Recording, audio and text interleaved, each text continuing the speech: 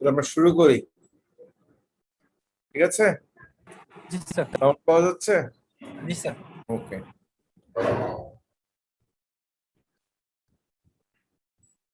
এখন আমরা অনেক সময় অ্যান্টিবায়োটিকের কম্বিনেশন করি। কিছু অ্যান্টিবায়োটিক আছে কম্বিনেশন ফর্মে তৈরি করা হয়, আর কিছু অ্যান্টিবায়োটিক আমরা আলাদা আলাদা ভাবে পেশেন্টকে দিই। কিছু কিছু একদম ফর্মুলেশনে থাকে কম্বিনেশন।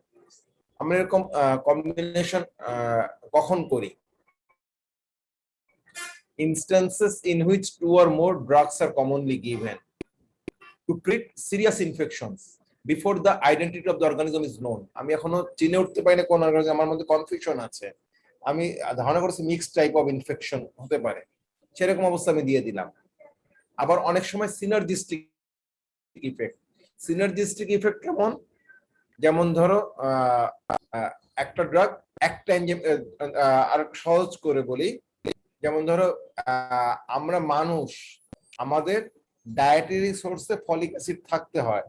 সেই ফলিক অ্যাসিডটা আমরা যখন ডায়েটারি ফর্মে খাই সেটা আমাদের বডিতে গিয়ে ডিএনএ ফরমেশন একটা রোল প্লে করে। আর ব্যাকটেরিয়া কোনো ফলিক অ্যাসিড দরকার হয় না, ব্যাকটেরিয়া নিজে নিজের ফলিক অ্যাসিড তৈরি করে নিতে পারে প্যারা অ্যামাইনো বেনজোইক অ্যাসিড থেকে। এই যে প্যারা amino benzoic acid folic acid যে তৈরি হয়, এটা এক একটা ধাপে এক একটা এনজাইম লাগে। তুমি কোনো একটা ধাপ ব্লক করে দিলেও ফলিক অ্যাসিড হবে না। আবার অনেক সময় তুমি একটা ধাপ ব্লক করলে তো অল্টারনেটিভ পাথওয়ে দিয়ে আরেকটা ধাপ, অল্টারনেটিভ পাথওয়ে দিয়ে ব্যাকটেরিয়া আবার ফলিক অ্যাসিড তৈরি করে নিতে পারে। তখন আমরা কি করলাম, দুইটা ড্রাগ ধরো কম্বিনেশন করে দিলাম। এটা আমরা যখন পরে পড়বো ইন্ডিভিজুয়াল ড্রাগ, তখন আরো ক্লিয়ার হয়ে যাবে। তখন কি হলো, একটা ড্রাগ একটা এনজাইমকে ব্লক করলো, আর একটা ড্রাগ পরবর্তী এনজাইমকে ব্লক করলো, যাতে কোনো রকম ভাবে আর কোনো অল্টারনেট পাথওয়েতে আর ফলিক অ্যাসিড তৈরি হতে না পারে। তাহলে কি হলো, একটা সিনার্জিজম করলো। এতে আমরা সিনার্জিস্টিক ইফেক্ট পাওয়ার জন্য আমরা করতে পারি। তারপরে আর কোথায় আমরা প্রিভেন্ট ইমার্জেন্স অফ রেজিস্ট্যান্ট। যেমন ধরো কোন মাইক্রো অর্গানিজম আছে, সে ধরো সে কয়েকভাবে রেজিস্ট্যান্স, তুমি সেল ওয়ালকে টার্গেট করলা, সে তখন তার সমস্ত এনার্জি সেল ওয়ালকে প্রোটেক্ট করার জন্য সে ই করলো। যেমন ধরো যদি কোনো একটা দেশে একটা বর্ডারে যদি যুদ্ধ হয়, তাহলে সে কি করবে, তার সমস্ত সৈন্যকে একটা বর্ডারে নিয়ে আসবে প্রতিরোধ গড়ে তোলার জন্য। কিন্তু তুমি যদি সেই দেশটাকে একসঙ্গে 3-4টা ফ্রন্টে অ্যাটাক করো, তখন কি হবে, সে তার নিজস্ব সৈন্যকে 3-4টা ফ্রন্টে ভাগ করে দিতে হবে, তখন সে কোনো ফ্রন্টই খুব শক্তিশালী ভাবে প্রতিরোধ করতে পারবে না। এরকম আমি যদি অনেকগুলো অ্যান্টিবায়োটিক একসঙ্গে দিই, মানে একাধিক অ্যান্টিবায়োটিক, তখন কি হবে, ব্যাকটেরিয়া ধরো একটা ড্রাগ দিলাম, সেই ব্যাকটেরিয়ার সেল ওয়ালকে টার্গেট করে, আর একটা ড্রাগ ব্যাকটেরিয়ার ডিএনএ কে টার্গেট করে, আর একটা ড্রাগ ব্যাকটেরিয়ার প্রোটিন সিনথেসিসকে টার্গেট করে, আর একটা ড্রাগ ব্যাকটেরিয়ার ফুড ভ্যাকুইলকে টার্গেট করে। যদি এরকম ভাবে আমি কম্বিনেশন করে দিই, তাহলে ব্যাকটেরিয়া পার্টিকুলার কোন একটা ড্রাগের এগেইনস্ট রেজিস্ট্যান্স করতে পারে না, কারণ সে তখন ছাড়াশি আক্রমণের মুখে পড়ে। তাহলে এটাও to prevent the emergence of resistant organism. আমরা এই কাজটা পার্টিকুলার কিছু ব্যাকটেরিয়ার জন্য করি। যেমন টিউবারকুলোসিসের ট্রিটমেন্ট যখন আমরা করি, তখন একেবারে আমাদেরকে কম্বিনেশন 4টা ড্রাগের কম্বিনেশন ট্রিটমেন্ট দিতে হয়। কারণ মাইকোব্যাকটেরিয়াম টিউবারকুলোসিস যে অর্গানিজমটা আছে, সেটা এমনই নটোরিয়াস, এবং এটার মাল্টিপ্লিকেশন বা এটা বায়োকেমিস্ট্রি বায়োকেমিক্যাল বৈশিষ্ট্যগুলো অন্যান্য ব্যাকটেরিয়ার সঙ্গে মিলে না, যার জন্য একটা ড্রাগ যদি আমি ট্রিটমেন্ট করতে চাই, তাহলে অনেক বেশি ডোজ দেওয়া লাগবে, এবং সেই ড্রাগটা এগেইনস্ট রেজিস্ট্যান্স খুব তাড়াতাড়ি হয়ে যাবে। আমি যখন একসঙ্গে কয়েকটা ড্রাগ দিচ্ছি, তখন প্রত্যেকটা ড্রাগের ডোজও কমায় নিয়ে আসতে পারি। একটা ড্রাগ দিলে যদি 2000 মিলিগ্রাম দেওয়া লাগতো, যখন 4টা ড্রাগের কম্বিনেশনে দিচ্ছি, তখন একটা ইন্ডিভিজুয়াল ড্রাগের ডোজটা কমায় নিয়ে আমি 500তে বা 400তে নামায় নিয়ে আসতে পারতেছি। তাহলে ইন্ডিভিজুয়াল ড্রাগের ডোজ যখন কমায় আনতেছি, তখন সেই ড্রাগটার টক্সিসিটিও কম হচ্ছে। একটা ড্রাগ 2000 মিলিগ্রাম দিলে যে পরিমাণ টক্সিসিটি করতে পারতো 400 মিলিগ্রামে সেই পরিমাণ টক্সিসিটি করবে না। সর্বোপরি একসঙ্গে একাধিক ড্রাগ থাকার কারণে ব্যাকটেরিয়া কোনো একটা পার্টিকুলার ড্রাগের এগেইনস্টে রেজিস্ট্যান্স গড়ে তুলতে পারে না, তাকে যেহেতু অনেকগুলো ওয়েতে অনেকগুলো ফ্রন্টে আক্রমণ করা হয় সেই জন্য। এই কথাটা কি বুঝতে পারছো তোমরা? জি স্যার। যেমন যে পরের লাইনে বলা হচ্ছে treatment of tuberculosis benefits from drug combination. তারপর আমি বলছিলাম যে ফলিক অ্যাসিড সিনথেসিসে আমি একটা এনজাইম একটা ড্রাগ একটা এনজাইমকে ব্লক করে, একটা ড্রাগ আর একটা এনজাইমকে ব্লক করে, দুইটা ড্রাগকে কম্বিনেশন করে দিলে both the enzymes are inhibited, so bacteria can't synthesise folic acid. এরকম ড্রাগ হচ্ছে কোট্রাইমোক্সাজল, সেখানে আছে সালফামেথক্সাজল এবং ট্রাইমিথোপ্রিন। এই দুইটা ড্রাগ আমি একসঙ্গে দিলে ওরা সিনার্জিস্টিক ইফেক্ট করে একটা এনজাইমকে ব্লক করে সবগুলো এনজাইম ব্লক করে ফেলে, তারপরে ব্যাকটেরিয়া ফলিক অ্যাসিড তৈরি করতে পারে। এটা একটা সিনার্জিস্টিক ইফেক্ট আমরা পাই। কিন্তু ডিসঅ্যাডভান্টেজও আছে। যখন ডিসঅ্যাডভান্টেজ কেমন, একটা ডিসঅ্যাডভান্টেজ হচ্ছে যখন আমি অনেকগুলো ড্রাগ দিব তখন সবগুলো ড্রাগকেই ব্যাকটেরিয়া আস্তে আস্তে চিনে ফেলবে তার শত্রু হিসেবে এবং সে রেজিস্ট্যান্স তৈরি করার চেষ্টা করে যাবে, নাম্বার 1। নাম্বার 2, আমরা অনেক সময় কম্বিনেশন করতে গিয়ে করি কি, এমন দুটো ড্রাগের কম্বিনেশন করি যারা একটা আর একটার কাজকে বাধা দিতে পারে। আমাদের ফার্মাকোলজি নলেজ যদি খুব পুয়ার থাকে, আমি মনে করলাম যে আচ্ছা এই ড্রাগটা তো হেভি পাওয়ারফুল ব্যাকটেরিয়াল ড্রাগ এবং এটাও একটা খুব দামি ড্রাগ, ওটা ব্যাকটেরিয়াল না ব্যাকটেরিয়াল সেটা আমি জানি, কিন্তু জানি ওটা দামি অ্যান্টিবায়োটিক। ওই দামি অ্যান্টিবায়োটিকের কম্বিনেশন করতে গিয়ে তুমি করলা কি একটা ব্যাকটেরিয়াল এবং একটা ব্যাকটেরিয়াস্টাটিকের কম্বিনেশন করলা। আর আমরা জানি ব্যাকটেরিয়াল ড্রাগ গুলো খুব ভালো কাজ করে কখন, যখন একটা ব্যাকটেরিয়া মাল্টিপ্লাইং স্টেজে থাকে, তখন মাল্টিপ্লাইং ব্যাকটেরিয়াকে ব্যাকটেরিয়াল ড্রাগ গুলো কিল করতে পারে। আর ব্যাকটেরিয়াস্টাটিক ড্রাগ গুলো ব্যাকটেরিয়ার মাল্টিপ্লিকেশনটাকে বন্ধ করে দেয়, তার ফলে ব্যাকটেরিয়াল ড্রাগ আর কাজ করার সুযোগ পায় না, যেহেতু ব্যাকটেরিয়া মাল্টিপ্লাই করতে পারে না। তার মানে কি হলো, ব্যাকটেরিয়াস্টাটিক ড্রাগ ব্যাকটেরিয়াল ড্রাগকে অ্যান্টাগোনাইজ করে দিল। আমরা যদি ফার্মাকোলজি ঠিকমতো না পড়ে থাকি বা ওই থার্ড ইয়ারে পাস করার জন্য ফার্মাকোলজি পড়ছিলাম, তারপর সারা জীবনে ফার্মাকোলজি ধারে কাছে হাঁটি নেই, পরে ফার্মাকোলজি টিচার হয়ে গেলাম আমার ওষুধ কোম্পানির রিপ্রেজেন্টেটিভ। তারা তাদের প্রোডাক্ট সেল করার জন্য আমার কাছে পুশিং করলো, স্যার এই যে অ্যাজিথ্রোমাইসিন এটা খুব ভালো,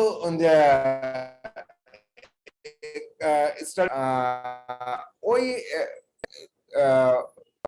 রিপ্রেজেন্টেটিভ এসে আরেকদিন বলো, স্যার সেফিক্সিম যদি আপনি 400 মিলিগ্রাম বিডি ডোজে দেন তাহলে এন্টার ফিভার কিউর হবেই।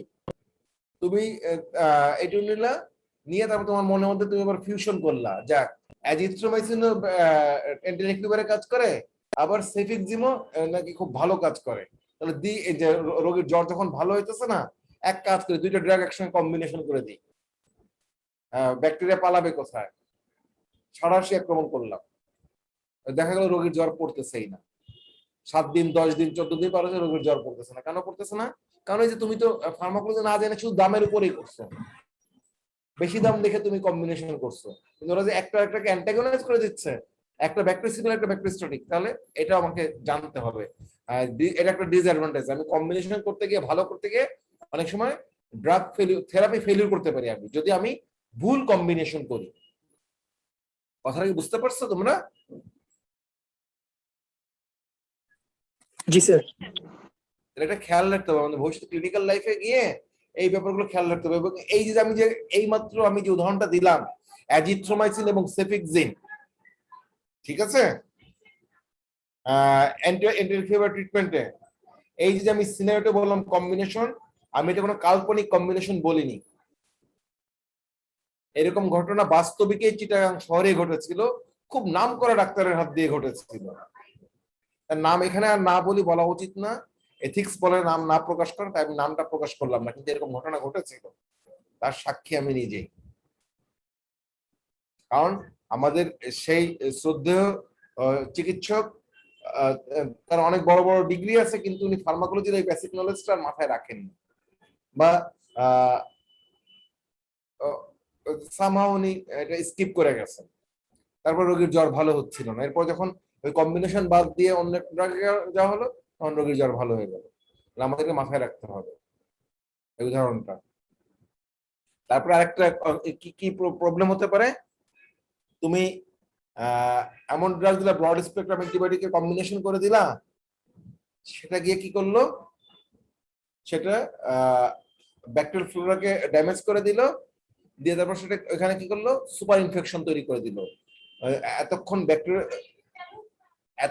ব্যাকটেরিয়াল ফ্লোরা গুলো, ইন্টেস্টিনাল ফ্লোরার কারণে যে bacteria grow, notorious bacteria grow হতে পারতেছিল না, এখন যেহেতু ব্যাকটেরিয়াল ফ্লোরা গুলো মরে গেছে, ড্যামেজ হয়ে গেছে, আর নটোরিয়াস ব্যাকটেরিয়া গুলো ফ্লেয়ার আপ করে, তখন কি হতে পারে, সুপার ইনফেকশন হতে পারে। তাহলে আরেকটা প্রবলেম কি হতে পারে, আরেকটা হচ্ছে যত বেশি ড্রাগ দেবে রোগীকে, তত বেশি ড্রাগ কিনতে হবে, তার মানে তার খরচ বেড়ে যাবে। এটা একটা ডিসঅ্যাডভান্টেজ। রোগীর কেনার ক্ষমতা আছে কি না এটা বিবেচনা নিয়ে যখন কম্বিনেশন করতেই থাকি, রোগীর প্রেসক্রিপশন নিয়ে পকেটে নিয়ে ঘুরবে, কিন্তু টাকা সংস্থান করতে পারবে না, ওষুধ কিনে খেতে পারবে না। এইগুলো হচ্ছে ডিসঅ্যাডভান্টেজ অফ ড্রাগ কম্বিনেশন।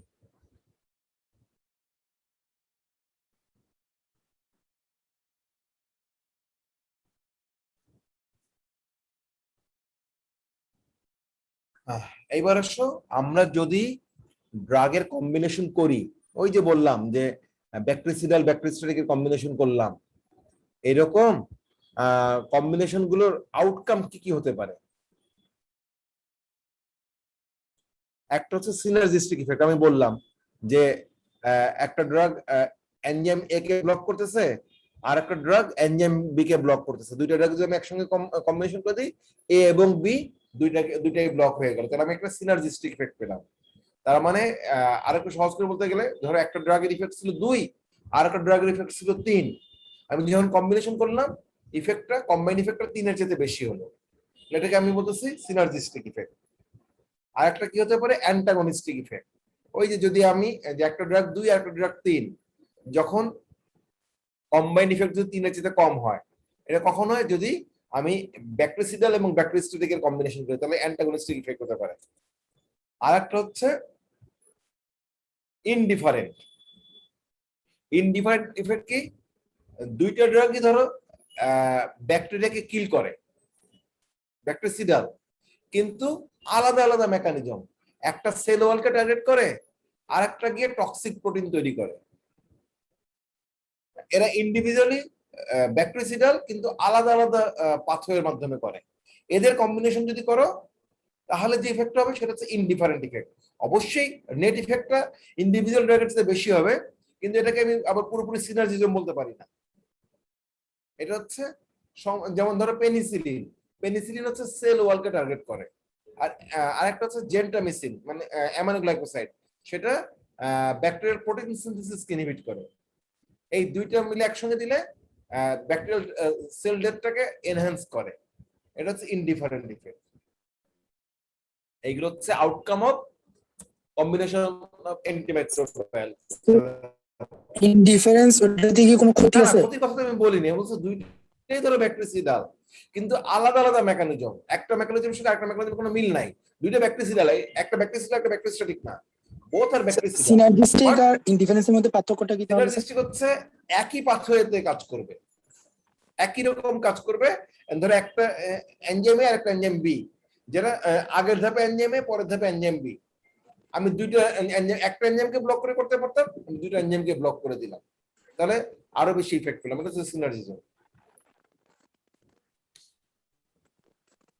এইবার আসো, আমরা বলছিলাম যে অ্যান্টিমাইক্রোবিয়াল থেরাপির একটা বড় বৈশিষ্ট্য হচ্ছে এটা যারা আমার শরীরে আক্রমণকারী, মানে ইনভেডার, তাদের জন্য সে ক্ষতিকর, কিন্তু সে আমার জন্য একেবারে ইনোকুয়াস, হার্মলেস, তাই না? সে মানুষ খাবে, ওষুধটা খাবে মানুষ, অ্যান্টিবায়োটিকটা, কিন্তু মানুষের ফিজিওলজি বায়োকেমিস্ট্রির উপরে কোনো তার ইফেক্ট নাই, তার ইফেক্ট হবে ব্যাকটেরিয়ার উপরে। It is toxic to invader but innocuous to host, মানুষের প্রতি তার কোনো থাকবে না। কেন আমি বলছিলাম যে এখানে ব্যাকটেরিয়া এবং মানুষের মধ্যে কিছু মৌলিক পার্থক্য আছে, সেই মৌলিক পার্থক্যগুলোকে আমরা টার্গেট করি অ্যান্টিবায়োটিক গুলো দেওয়ার সময়, যে টার্গেটে আমার ব্যাকটেরিয়া হবে এফেক্টেড হবে, মানুষের হবে না। এরকম কয় ধরনের টার্গেট আছে? এরকম 3 ধরনের বায়োকেমিক্যাল রিঅ্যাকশন আছে যেগুলোকে আমরা টার্গেট করতে পারি কেমোথেরাপি। একটা হচ্ছে ক্লাস 1 রিঅ্যাকশন, ক্লাস 2 রিঅ্যাকশন এবং ক্লাস 3 রিঅ্যাকশন। ক্লাস 1 রিঅ্যাকশন হচ্ছে ধরো জেনারেশন অফ এনার্জি, মানে এটিপি ফর্মেশন। এটাকে এখন এটিপি ব্যাকটেরিয়া তৈরি করে, এটিপি মানুষও তৈরি করে।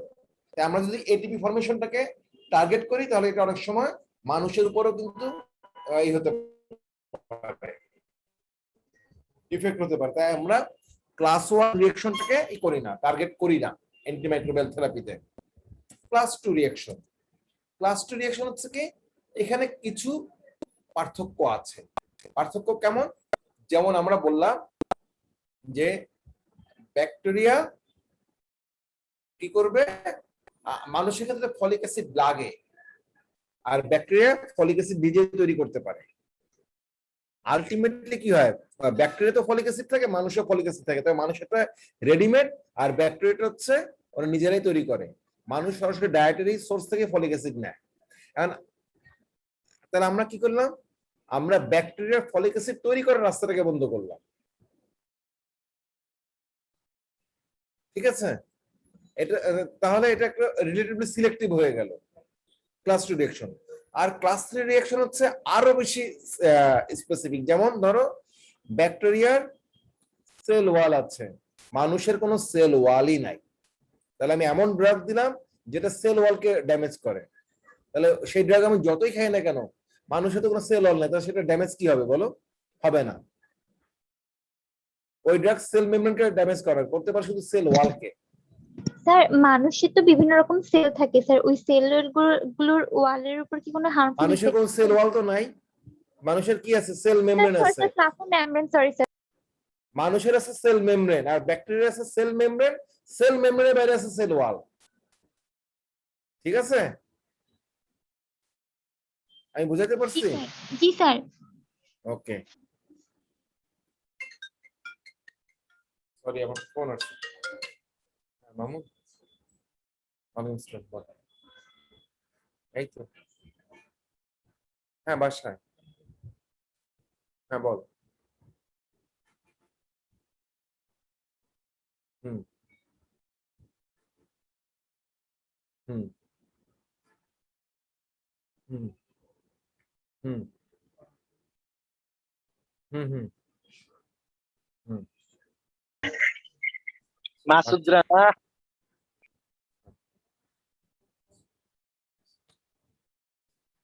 আচ্ছা আচ্ছা ঠিক আছে,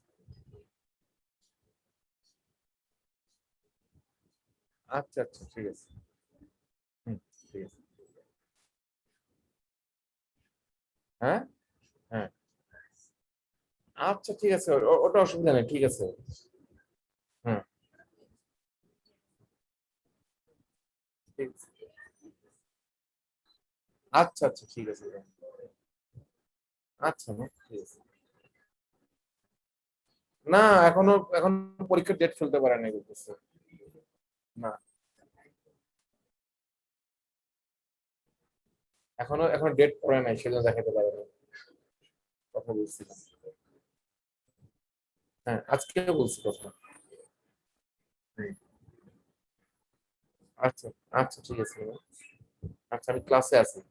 আচ্ছা আমি এখন ক্লাসে আছি তো এই জন্য। আচ্ছা হ্যালো।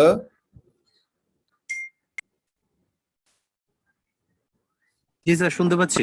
হ্যাঁ কেউ একজন মনে হয় এখানে ঢুকছে যে আমার নাম ধরে ডাকলো, কে কোন টিচার? স্যার এটা অফিসিয়াল লিংক, তো হয়তো অন্য কেউ ক্লাস নেওয়ার জন্য ঢুকছিল। আচ্ছা আচ্ছা, না অন্য কোন টিচার ঢুকছে, কারণ আমার নাম ধরে ডাকতো তো। জি স্যার, আমার মনে হলো ওনারা আবার বের হয়ে গেছে।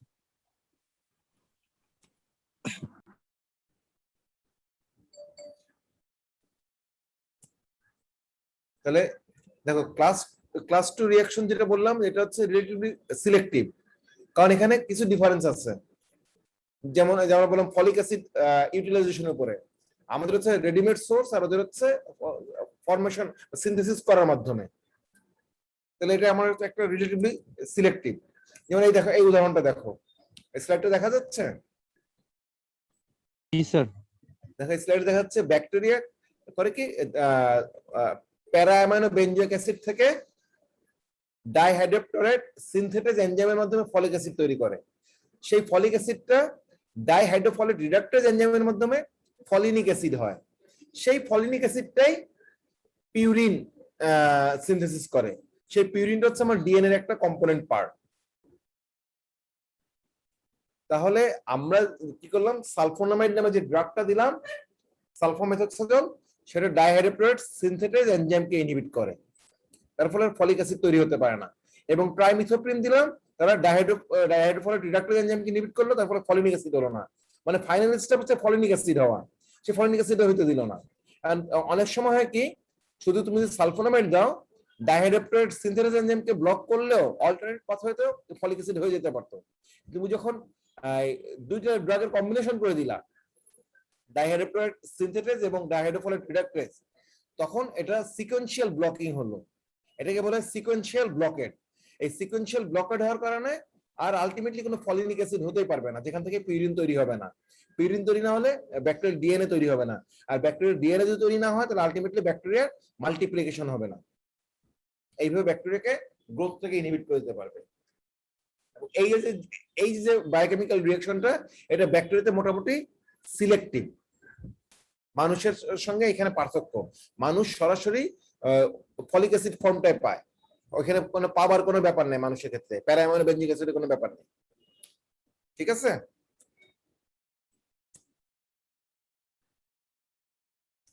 এখন আসো এই স্লাইডটা দেখো।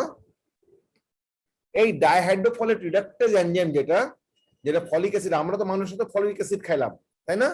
আমরা তো সরাসরি ফলিক অ্যাসিড খাচ্ছি। ফলিক অ্যাসিডটা থেকে পরে ফলিনিক অ্যাসিড তৈরি হয় বাই দ্য এনজাইম ডাইহাইড্রোফলিক রিডাক্টেজ। এই এনজাইমটা ফলিক অ্যাসিড থেকে ফলিনিক অ্যাসিড বানায়। সেই ফলিনিক অ্যাসিডটাই আমার কি করে, আলটিমেটলি পিউরিন সিনথেসিস করে। এই পর্যন্ত তথ্য বুঝতে পারছো কিনা তোমরা? এই পর্যন্ত বুঝছো?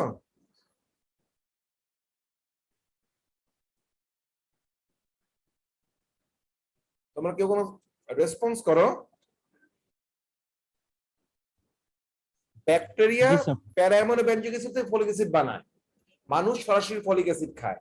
এই পর্যন্ত হলো। তারপরে ফলিক অ্যাসিড থেকে ব্যাকটেরিয়ার ক্ষেত্রে ফলিনিক অ্যাসিড হবে, মানুষের ক্ষেত্রে ফলিক অ্যাসিড থেকে ফলিনিক অ্যাসিড হবে। ব্যাকটেরিয়ার ক্ষেত্রে ফলিনিক অ্যাসিড থেকে পিউরিন হবে, মানুষের ক্ষেত্রে ফলিনিক অ্যাসিড থেকে পিউরিন হবে। তার মানে দেখো, তাহলে এই জায়গা কি একটু কমন হয়ে গেল না? ফলিক অ্যাসিডের পরের ধাপগুলো তো মানুষ এবং ব্যাকটেরিয়ার ক্ষেত্রে তো কমন হয়ে গেল, তাই না? জি স্যার। তাহলে আমি যদি এমন কোন ড্রাগ দিই, যে ড্রাগটা তুমি দিলা ব্যাকটেরিয়াকে টার্গেট করে, তাহলে এটা তো মানুষেরও ফলিক অ্যাসিড আর ফলিনিক অ্যাসিড হইতে দিবে না। ধরো তুমি ট্রাইমিথোপ্রিম দিলা, শুধু ট্রাইমিথোপ্রিম তো ব্যাকটেরিয়া ফলিক অ্যাসিড থেকে ফলিনিক অ্যাসিড হতে বাধা দিবে, মানুষের ক্ষেত্রে বাধা দেওয়ার কথা, কারণ তো ডাইহাইড্রোফলিক রিডাক্টেজ এনজাইমকে ইনহিবিট করে। বলতে বলা হয় না যে ব্যাকটেরিয়া এনজাইম ইনহিবিট করে, মানুষেরটা করে, তা তো বলি নাই আমরা। তাহলে এখানে কি, তাহলে মানুষের ক্ষেত্রে ফলিক অ্যাসিড কনভার্সনটা বন্ধ হয়ে যাওয়ার কথা না? যুক্তি তো তাই বলে। জি স্যার।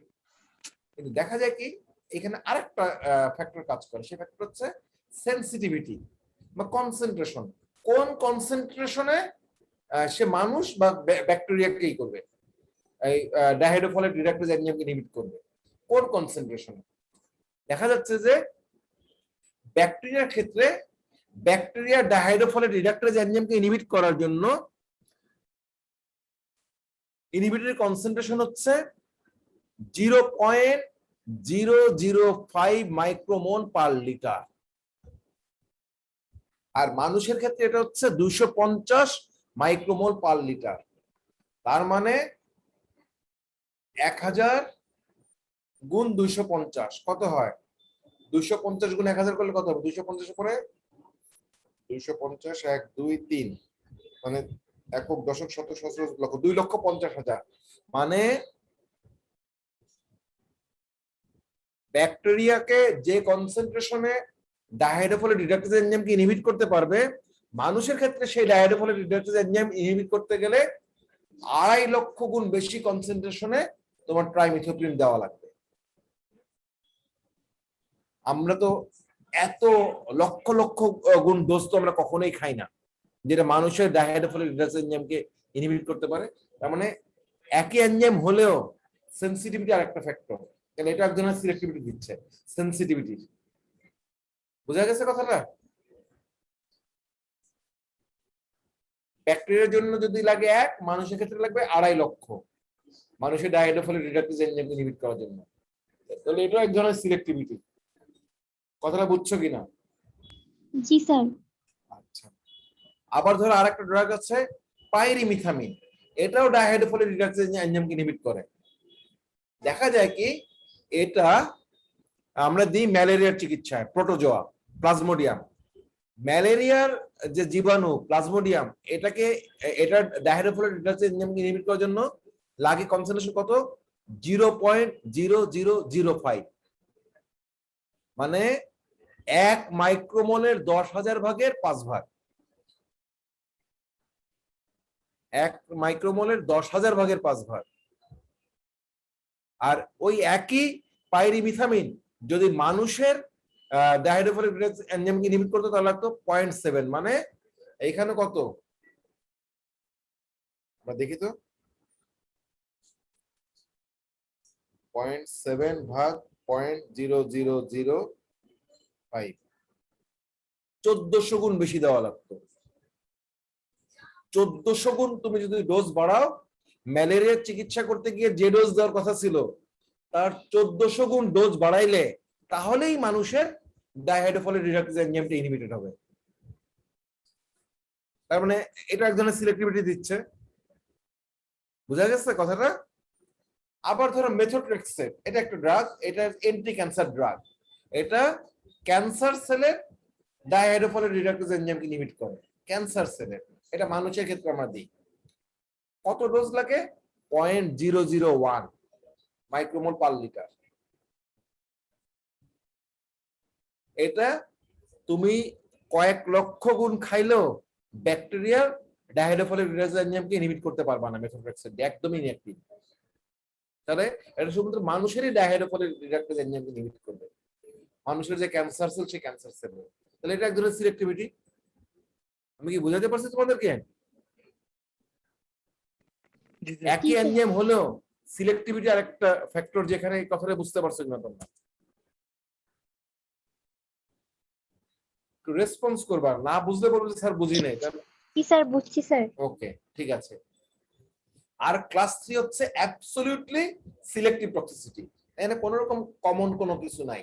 যেমন আমি একটা উদাহরণ বললাম যে ব্যাকটেরিয়ার সেল ওয়াল আছে, মানুষের সেল ওয়াল নাই। তাহলে আমি যদি এমন ড্রাগ দিই যে ড্রাগ শুধু সেল ওয়ালকে চিনে, তাহলে সেটা কখনোই মানুষকে ক্ষতি করতে পারবে না। এমন ড্রাগ দিলাম যেটা ধর মানুষের প্রোটিন সিনথেসিস করার জন্য লাগে 40S এবং 60S রাইবোজোমাল সাব ইউনিট, আর ব্যাকটেরিয়ার জন্য লাগে 30S এবং 50S রাইবোজোমাল সাব ইউনিট।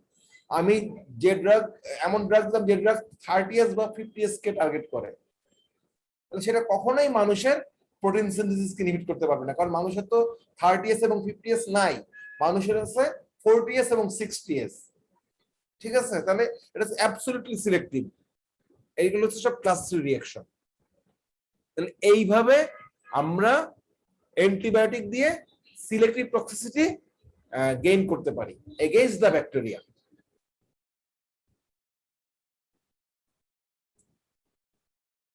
বুঝছো? তাহলে সিলেক্টিভ টক্সিসিটি আমরা কিভাবে অ্যাচিভ করি? আসসালামু আলাইকুম স্যার। স্যার একটা প্রশ্ন ছিল স্যার। হ্যাঁ করো স্যার। ওই স্যার যেগুলো হচ্ছে ব্যাকটেরিওস্ট্যাটিক সেল ওয়াল, একটু লাউডলি বলো স্যার। যেগুলো হচ্ছে সেল ওয়ালকে স্যার অ্যাটাক করবে যে ড্রাগগুলা, তো সেক্ষেত্রে হচ্ছে স্যার এগুলো আমাদের ক্ষতি না করতে পারলে তো আমাদের নরমাল ফ্লোরাগুলোকে ক্ষতি করতে পারবে না। কাকে ক্ষতি করতে পারবে না? নরমাল ফ্লোরা যেগুলো স্যার আমাদের বডির মধ্যে। হ্যাঁ করতে পারে তো, এটা তো অবশ্যই করতে পারে। আমি তো বললামই যে সেই জন্য আমি তো আরেকটা কথা বলছি তোমাকে, ওই যে ছড়াগুলি মানে চলবে না, তোমাকে মারতে হবে 303। একবার ট্রিগার টিপবা একটা মাত্র গুলি বের হবে, একসঙ্গে কয়েকশো স্প্লিন্টার ওরা গুলি বেরোতে পারবে না। মানে ছড়া গুলি মানে মানে ছড়া গুলি ব্রড স্পেকট্রাম দিবা না, তুমি দিবা তুমি একেবারেই শিওর হয়ে একদম পার্টিকুলার নটোরিয়াস ব্যাকটেরিয়া যেটা আমার পজিটিভ এজেন্ট শুধুমাত্র তাকে টার্গেট করে এমন ভাবে ড্রাগ গুলো দিবা তুমি, সেই জন্য এই কথা বলা হয়। জি স্যার, যতটা তাহলে সম্ভব- সিস্টেমটা চেঞ্জ করতে হবে আর কি, ওই narrow spectrum. Narrow spectrum antibiotic এই জন্যই বলা হয়, তুমি শিওর হও যে কোন ধরনের ব্যাকটেরিয়া ইনফেকশন আছে, তারপর তুমি সেই ব্যাকটেরিয়া এগেইনস্টে কাজ করে এমন ড্রাগ দাও। এমন ড্রাগ দিও না যে ড্রাগ দিয়ে একসঙ্গে 100 রকমের ব্যাকটেরিয়াকে মারতে পারে। আমার 100 রকম ব্যাকটেরিয়া তো এই মুহূর্তে ডিজিজ হয় নাই, এই মুহূর্তে যে ডিজিজটা যে ব্যাকটেরিয়া দিয়ে হচ্ছে শুধু সেই ব্যাকটেরিয়াকে তুমি টার্গেট করে ড্রাগ দাও। বুঝা গেছে কথাটা? বুঝতে পারছি স্যার এখন স্যার। ওকে।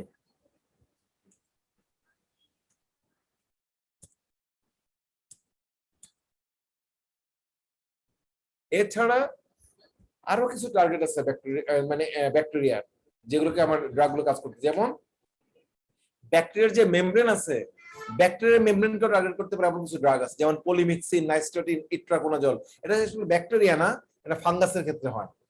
ফাঙ্গাল যে মেমব্রেন আছে, পলিমিক্সিন, নিস্টোটিন এবং ইট্রাকোনাজল, সেই মেমব্রেনটাকে টার্গেট করতে পারে। আবার ব্যাকটেরিয়ার ডিএনএ কে ড্যামেজ করতে পারে ব্লিওমাইসিন, এটা একটা অ্যান্টি ক্যান্সার ড্রাগ। এটা সরি, এটা একদম ব্যাকটেরিয়ার উপর কোনো ইফেক্ট না, এটা ক্যান্সার সেলের যে ডিএনএ তাকে টার্গেট করে ব্লিওমাইসিন। আবার ধরো আমাদের হেলমিন্থ আছে, হেলমিন্থে থাকে মাইক্রোটিবিউল, এই মাইক্রোটিবিউল গুলো কন্ট্যাক্ট করে হেলমিন্থটাকে আমাদের ইন্টেস্টিনাল ওয়ালের সঙ্গে আটকে রাখতে সাহায্য করে। তুমি আমরা যদি এই ড্রাগ দিই যারা হেলমিন্থের মাইক্রোটিবিউলকে প্যারালাইজ করে দিবে, তাহলে হেলমিন্থ গুলো ইন্টেস্টিনাল ওয়ালে লেগে থাকতে পারবে না। এরকম ড্রাগ আছে, সেটা হচ্ছে অ্যালবেন্ডাজল। বা আরেকটা ড্রাগ আছে যারা প্যারাসাইটের ফুড ভ্যাকুল গুলোকে ড্যামেজ করে দেয়, তাহলে ফুড স্টোর থাকে না, এইভাবে ব্যাকটেরিয়া প্যারাসাইট গুলোকে ড্যামেজ করে। এরকম হচ্ছে ক্লোরোকুইন। তাহলে আমরা এই ধরনের ড্রাগও আমরা টার্গেট হিসেবে ব্যাকটেরিয়া না, ইনভেডারের কে টার্গেট করে আমরা এই ড্রাগগুলো আমরা দিতে পারি। এখন আসো অ্যান্টিমাইক্রোবিয়াল দেওয়ার কি কি প্রবলেম এখন আমরা দেখতে পাচ্ছি। একটা হচ্ছে টক্সিসিটি, এটা হচ্ছে একটা ড্রাগ, ড্রাগ মানে কেমিক্যাল সাবস্টেন্স। এটা আমার ফিজিওলজি কে টার্গেট করতেছে, কিন্তু এই যে কেমিক্যাল যে সাবস্টেন্স গুলো আছে, এই কেমিক্যাল এর উপস্থিতির কারণে তো আমার শরীরে কিছু ক্ষতি হতে পারে না? যেমন ধরো আমি অ্যান্টিবায়োটিক গুলো তৈরি করতেছি কোন একটা ব্যাকটেরিয়ার সোর্স থেকে, একটা ব্যাকটেরিয়া থেকে আমি ব্যাকটেরিয়ার উপাদান নিয়ে আমি অ্যান্টিবায়োটিক তৈরি করলাম। সেই ব্যাকটেরিয়া মানে কি প্রোটিন, প্রোটিন মানে কি অ্যান্টিজেন, অ্যান্টিজেন আমার শরীরে ঢুকলো, তখন অ্যান্টিজেন মানে ফরেন বডি, ফরেন বডিকে দেখে আমার বডির ইমিউন সিস্টেম তাকে তার এগেইনস্টে কি তৈরি করলো, সোলজার তৈরি করলো, অ্যান্টিবডি তৈরি করলো। সেই অ্যান্টিবডি অ্যান্টিজেন রিঅ্যাকশন করে আমার শরীরে কিছু ক্ষতি হতে পারে না? পারে কি না বলো? জি স্যার। তাহলে এই ধরনের হাইপার সেনসিটিভ রিঅ্যাকশন হতে পারে, টক্সিসিটি হতে পারে। তারপর হতে পারে কি ইমার্জেন্স অফ ড্রাগ রেজিস্ট্যান্স, কারণ আমি ব্যাকটেরিয়া তো একটা লিভিং অর্গানিজম, আমি তাকে মারার জন্য দিচ্ছি, আবার সেও তো বেঁচে থাকার চেষ্টা করতেছে, কারণ সে বেঁচে থাকার চেষ্টা করে সফল বলেই এত মিলিয়ন বছর, একদম সৃষ্টির শুরু থেকে মানুষ ছিল না, কিন্তু সৃষ্টির শুরুতে ব্যাকটেরিয়া ছিল, সেই ব্যাকটেরিয়া এখনো আছে। কারণটা কি, ব্যাকটেরিয়ার অভিযোজন ক্ষমতা, পরিবর্তিত পরিবেশের সাথে মানায় নেওয়ার ক্ষমতা অনেক বেশি আছে। যেমন ধরো আমি একদম সহজ উদাহরণ দিই, আমি যদি এখন এমন কোন ডিএনএ ম্যাটেরিয়াল তোমার কোষের মধ্যে, আমার কোষের মধ্যে ইনজেক্ট করে দিই, সেটা গিয়ে আমার কোষে এমন মিউটেশন করে ফেলতে পারে যে আমার ভায়াবিলিটিটাই কোষের মুখে পড়ে যেতে পারে, আমার কোষগুলোতে এমন মিউটেশন হতে আমি আর বেঁচে না থাকতে পারি। কিন্তু ব্যাকটেরিয়ার একটা ইউনিক প্রপার্টি আছে, ওর মধ্যে তুমি যাই ঢুকে দাও না কেন, সে সেটাকে ডিএনএ এর মধ্যে ইনকর্পোরেট করে নিয়ে সে নতুন একটা স্ট্রাকচার নিয়ে নিজেকে অভিযোজিত করে ফেলে বেঁচে থাকতে পারবে। মানে কি ব্যাকটেরিয়ার অভিযোজন ক্ষমতা আছে, যার জন্য কি হচ্ছে আমরা যে এই ড্রাগ গুলো দিচ্ছি, এই ড্রাগ গুলো ব্যাকটেরিয়ার শরীরে ঢুকে ব্যাকটেরিয়ার কোনো একটা মেকানিজমকে টার্গেট করে, সেখানে বাইন্ড করে তারপর টার্গেট করে। ব্যাকটেরিয়া তখন কেউ নিজেকে প্রতিনিয়ত পরিবর্তন করতে থাকে, ধরো তার বাইন্ডিং সাইটটাকে চেঞ্জ করে ফেললো, বা যে চ্যানেল যে ড্রাগটা ঢুকতেছিল সেই চ্যানেলটাকে বন্ধ করে দিল, এইভাবে নানা রকম ভাবে ব্যাকটেরিয়া নিজেকে ওই ড্রাগ থেকে নিজেকে বাঁচানোর চেষ্টা করে। তাহলে সে যদি ব্যাকটেরিয়া যদি সফল হয়ে যায় তাহলে কি হয়ে গেল, আমার ড্রাগটার কাজ করবে না, তাহলে কি হবে, ড্রাগ রেজিস্ট্যান্স ডেভেলপ করবে, অ্যান্টিবায়োটিক রেজিস্ট্যান্স হয়ে যাবে। তারপরে কি হতে পারে, সুপার ইনফেকশন হতে পারে, যেটা আমরা বললাম। তারপরে কি হতে পারে, অপরচুনিস্টিক ইনফেকশন হতে পারে। তারপরে কি হতে পারে, যেমন ধরো আমার হলো টিউবারকুলোসিস, টিউবারকুলোসিসে কি হয়, জ্বর হয়, কাশি হয়, এই লক্ষণগুলো থাকে। ডাক্তারের কাছে যাওয়া হলো, ডাক্তার খুব বেশি চিন্তা ভাবনা না করে জ্বর কাশির জন্য একটা অ্যান্টিবায়োটিক দিয়ে দিল, রেসপিরেটরি একটা কাজ করে এমন একটা অ্যান্টিবায়োটিক দিয়ে দিল, দিয়ে দিলে কি হচ্ছে, জ্বরটা লক্ষণ সাবসাইড করে গেল, কাশিটা একটু কমে গেল, রোগী আপাতত সুস্থ বোধ করলো। কিন্তু টিউবারকুলোসিস হচ্ছে একটা নটোরিয়াস অর্গানিজম, যাকে কোনো মতে মাত্র 6 দিন 7 দিন 1 সপ্তাহের চিকিৎসায় কখনো তাকে মেরে ফেলা যাবে না। টিউবারকুলোসিস ট্রিটমেন্ট করতে হয় কমপক্ষে 6 মাস, এবং সাধারণ কোনো অ্যান্টিবায়োটিক দিয়ে টিউবারকুলোসিস মারা যায় না। টিউবারকুলোসিসকে মারতে হলে অ্যান্টি টিউবারকুলার স্পেসিফিক ড্রাগ লাগে। তুমি যে কাশি কথা চিন্তা করো, তুমি স্ট্রেপ্টোকক্কাস নিউমোনি বা তুমি যে হেমোফিলাস ইনফ্লুয়েঞ্জা চিন্তা করে ধরো লিভোফ্লক্সাসিন দিলা বা অ্যামোক্সিসিলিন দিলা বা অ্যাজিথ্রোমাইসিন দিলা, এগুলো দিলে হবে কি, কাশির লক্ষণটা একটু আপাতত চাপা পড়ে যাবে, জ্বরটা আপাতত কমে যাবে, কিন্তু টিউবারকুলোসিস জীবাণুটা মরবে না। কিন্তু বরং কি হবে, এই লক্ষণটা ধামাচাপা পড়ে যাবে, সাইন সিম্পটম গুলো ধামাচাপা পড়ে যাবে, এবং ব্যাকটেরিয়াটা ভিতরে ভিতরে বংশবৃদ্ধি করতে থাকবে, মাস্কিং অফ ইনফেকশন করে। আমরা যদি ভুল অ্যান্টিবায়োটিক দিই, উপযুক্ত অ্যান্টিবায়োটিক না দিলে এই ঘটনাটা ঘটতে পারে। তারপরে আরেকটা প্রবলেম কি হচ্ছে অ্যান্টিবায়োটিক থেরাপিতে, সেটা হচ্ছে আমাদের ব্রড স্পেকট্রাম অ্যান্টিবায়োটিক দিলাম, ব্যাকটেরিয়াল ফ্লোরাকে ড্যামেজ করলো। ব্যাকটেরিয়াল ফ্লোরা নটোরিয়াস ব্যাকটেরিয়াকে যেমন সাপ্রেস করে রাখে, এট দ্য সেম টাইম সে আমাদের ফিজিওলজিক্যাল অনেকগুলো রোল প্লে করে। যেমন সে ভিটামিন কে তৈরি করে, পরে অনেকগুলো ভিটামিন বি কমপ্লেক্সের উপাদান তৈরি করে সে ব্যাকটেরিয়াল ফ্লোরা। তুমি ব্যাকটেরিয়াল ফ্লোরাকে ড্যামেজ করলে তাহলে এই ধরনের নিউট্রিশনাল ডেফিসিয়েন্সি ডেভেলপ করতে পারে, vitamin deficiency, vitamin B complex, vitamin K, এইগুলোর ডেফিসিয়েন্সি ডেভেলপ করতে পারে। বুঝা গেছে কথাগুলো?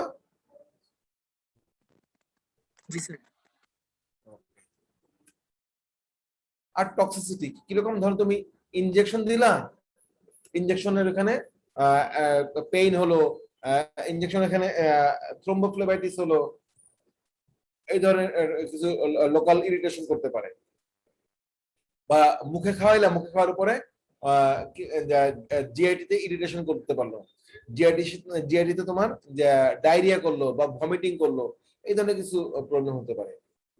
এছাড়া কিছু সিস্টেমিক টক্সিসিটি হতে পারে, যেমন অ্যামাইনোগ্লাইকোসাইড যে অ্যান্টিবায়োটিক, এটা আমাদের 8 ক্রেনিয়াল নার্ভ, মানে আমাদের ভেস্টিবুলোকক্লিয়ার নার্ভ যেটা, সেই নার্ভটাকে পার্মানেন্টলি ড্যামেজ করে ফেলতে পারে, কিডনি ড্যামেজ করতে পারে, টেট্রাসাইক্লিন লিভার এবং কিডনি ড্যামেজ করতে পারে, পরে ক্লোরামফেনিক্যাল বোন ম্যারোকে সাপ্রেশন করতে পারে, পলিমিক্সিন বি আমার নার্ভ ড্যামেজ করতে পারে, কিডনি ড্যামেজ করতে পারে, ভ্যানকোমাইসিন আমাদের হিয়ারিং লস করতে পারে, কিডনি ড্যামেজ করতে পারে, অ্যামফোটেরিসিন বি, অ্যামফোটেরিসিন বি হচ্ছে যে ব্ল্যাক ফাঙ্গাস নাম শুনছো না, করোনার সময় ব্ল্যাক ফাঙ্গাস, এই ব্ল্যাক ফাঙ্গাসের চিকিৎসায় অ্যামফোটেরিসিন বি ব্যবহার করা হয়।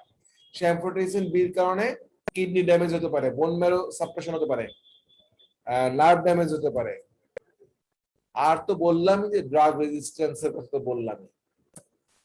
এখন আসো ব্যাকটেরিয়া কিভাবে নিজেদেরকে ড্রাগ রেজিস্ট্যান্স তৈরি করে।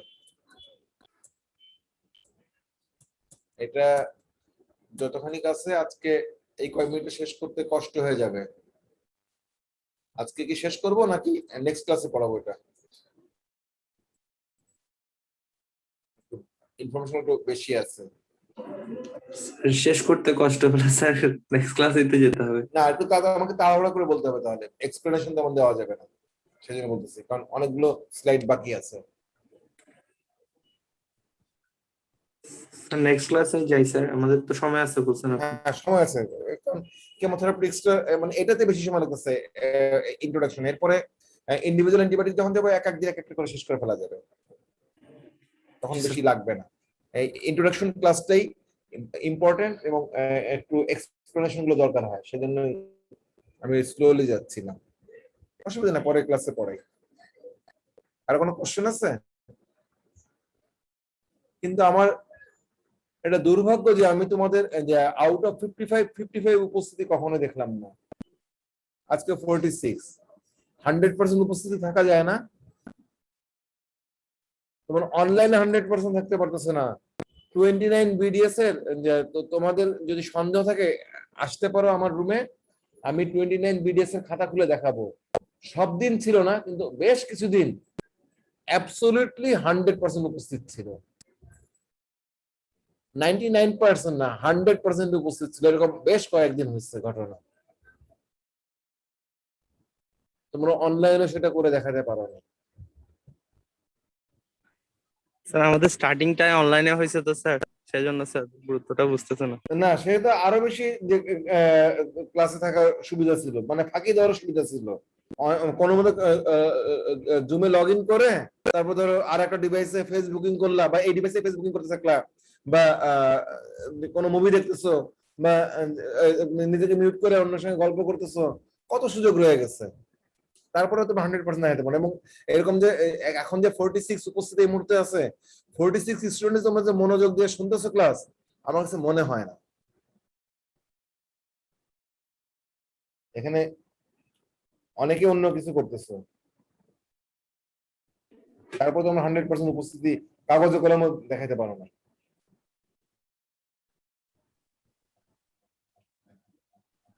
তোমাদের আগের ব্যাচে সর্বনিম্ন উপস্থিতিধারীর সঙ্গে আজকে আমার দেখা